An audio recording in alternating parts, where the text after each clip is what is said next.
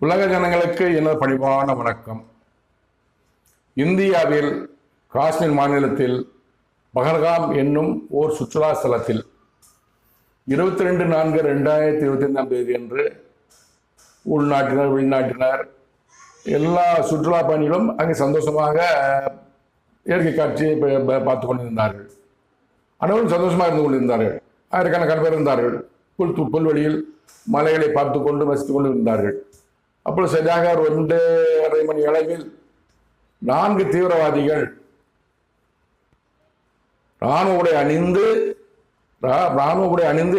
அணிந்தாலும் தெரியாது நினைச்சு ராணுவ யாரும் கஷ்டமா வருவாங்கல்ல, யாரும் பார்த்துருப்பாங்கல்ல, அணிந்து வந்து திடீரென்று தாக்குதல் நடத்துகிறார்கள். துப்பாக்கியில் சுடுகிறார்கள். AK-47 AK-56 என்ற நவீன துப்பாக்கிகளை வைத்து சுடுகிறார்கள். 26 பேர் மரணம் அடைகிறார்கள். சுடுவதற்கு முன்பாக அவர்